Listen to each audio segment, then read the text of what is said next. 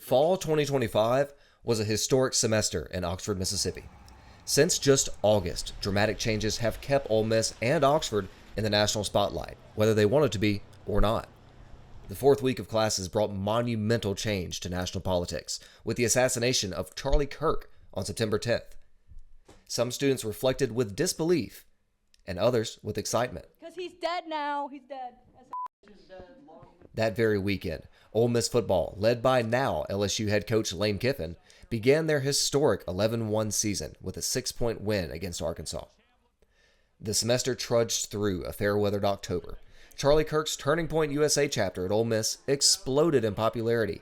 That growth went from unbelievable to extraordinary in October when United States Vice President J.D. Vance announced he would visit Ole Miss to speak in the place of Kirk. As November came, the university announced a historic change on campus: the demolition of the Tadpad Coliseum. The building hosted most major events on campus since its construction in 1966.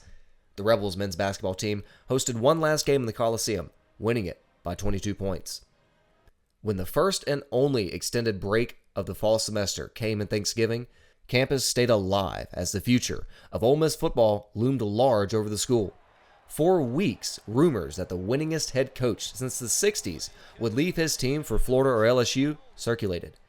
Kiffin never said yes or no, never held a press conference, and didn't even take his dog as he abruptly boarded a private jet bound for Baton Rouge and left the Rebels in his rearview mirror.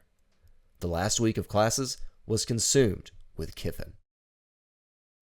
Lost in the storm was the conclusion of Oxford's biggest criminal trial of the decade, the trial of Timothy Herrington Jr. for the murder of Jimmy J. Lee in 2022.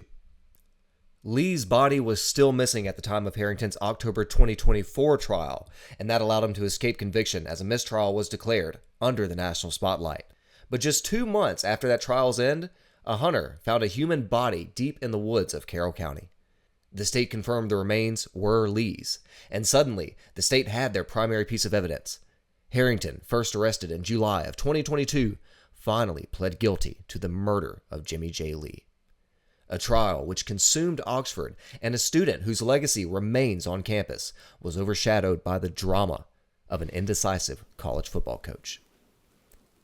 Students will soon go home for Christmas, and university employees will get their ever-anticipated 2 weeks paid vacation. The population of the city will fall by half overnight. And just for a moment, Oxford may feel like it did 20 years ago.